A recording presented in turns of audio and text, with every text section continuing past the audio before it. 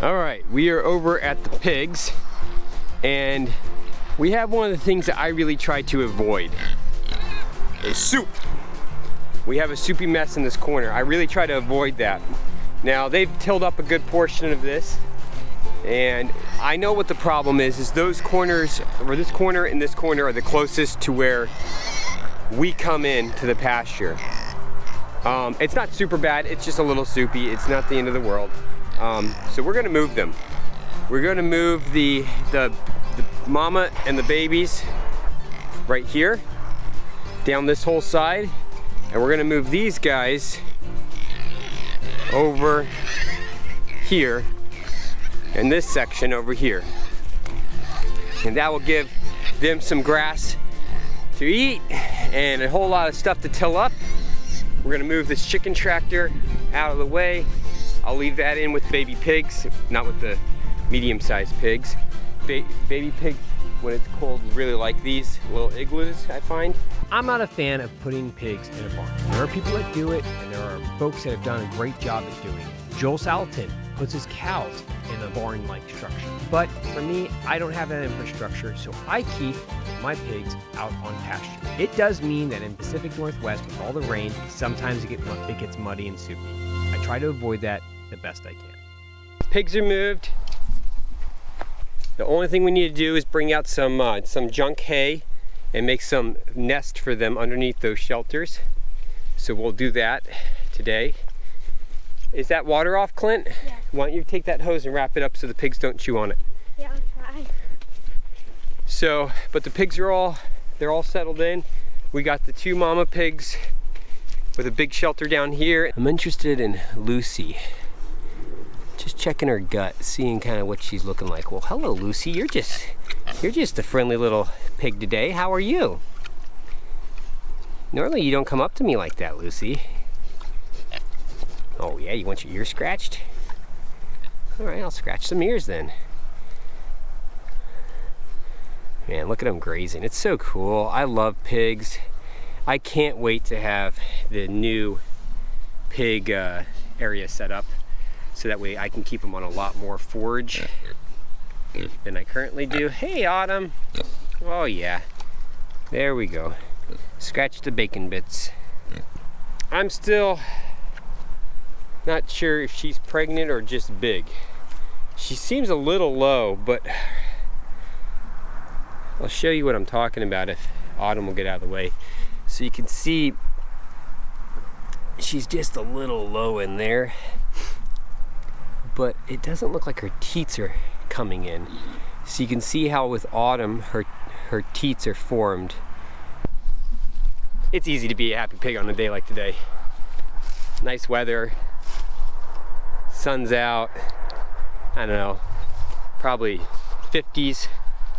This is usually what our falls are like, but we went from summer, like 2 days of fall, straight into winter, just straight into like January rain. Like really strange. So far I've never seen that while we've been here. And I talked to some folks like Herman, and he's never seen it. Well, that's not true. He said there was 1 year it started raining in August and didn't let up until May. So I guess if Herman says that's happened at least once, it's happened at least once. So, all right, well, we're done here for the day. We're gonna make those nests for them, and then we'll probably go up to Herman's and run the mill for a little bit. We'll see how that turns out. All right, see you guys in a bit. Okay, so we are up at Herman's. We're gonna be running the mill. The boys just went and checked on the goats, and all the goats were there and they're safe.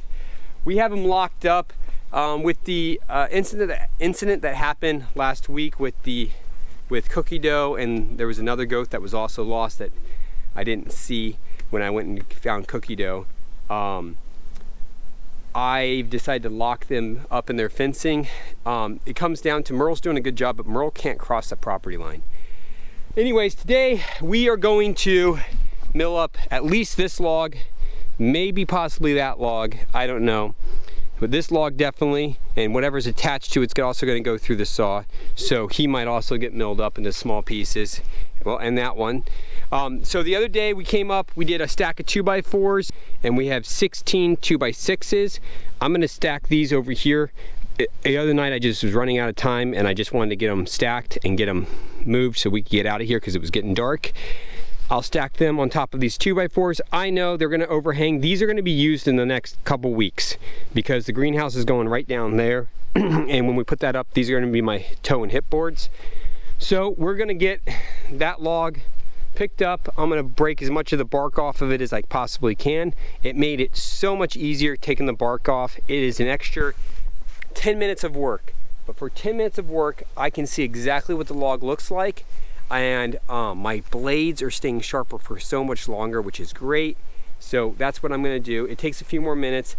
I just use the axe and I just kind of go along and I hit it, and then I kind of twist the axe a little, and it makes it so that way the bark starts popping off, and then big sections pop off, and you can see, you know, I make a pretty good sized mess. There's some other, you can see it comes off in pretty good sized chunks, to be quite honest. So. And we'll clean this up at some point. I'm just not gonna worry about it right now because we're working.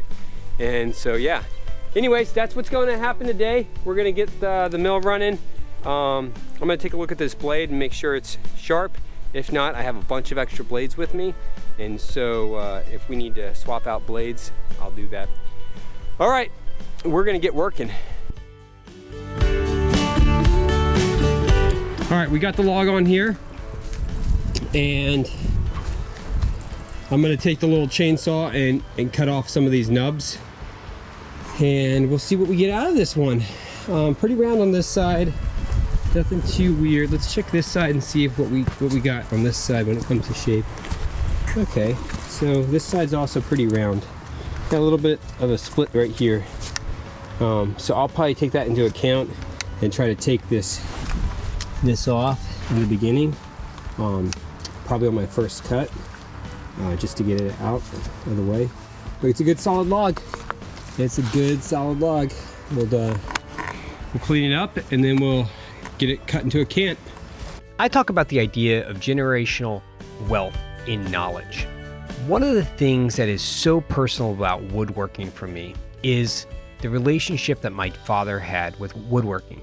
He spent his whole life doing carpentry. He started working on a framing crew in Ocean City, New Jersey as a young man, and the rest of his life he did carpentry. He was also a pastor, but every time times were tough, he went and he was a carpenter and a pastor. Now, what does this have to do with me? Well, I remember as a kid, we didn't have a lot of money, and it wasn't a foolish thing on my parents' part. It was, they were always giving. They were always going above and beyond to make sure that they could be there for folks in need. So when it came to building materials for my dad, they were very valuable. Running a mill for me is very personal. I'm not super proficient at it yet. I'm getting there. But every time I sit down and I look at wood that I milled, I can't help but think of what my dad would have done. I remember we moved from New Mexico to the East Coast. We moved there so my parents could pasture a church in Philadelphia. My dad's boss, who he was working for when we were in Santa Fe, he told my dad, I will fly you back every weekend to Philadelphia so you can pasture your church if you will build me 2 more homes. That's the kind of carpenter my dad was. My dad turned that job down because his family was more important. Okay, so one log is done. We got all the 2x6s we need. We got some 2x10s. I still need to put stickers on them. I'm gonna do that, especially on these 2x10s, because they're not gonna get used right away. But these 2x6s, they're gonna get used up real quick. So I'm not gonna bother to sticker them. They're gonna be, and you can see when we were cutting down the last couple boards, these 2 boards right here, we, hey, Merlesy. The way I cut them down was to make a bunch of stickers. So they weren't gonna be very good 2x10s and I needed stickers, so that'll work out nicely. Okay, so next up on the chopping block is this big old beast. This is a big chunky log. It's got a twist at the end back over there. I don't think we got much of a twist in the rest of it. It's a really solid log.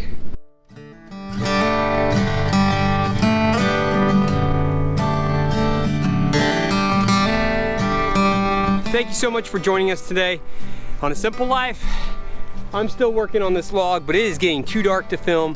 And instead of trying to film when it's pitch black out, we're gonna say goodnight.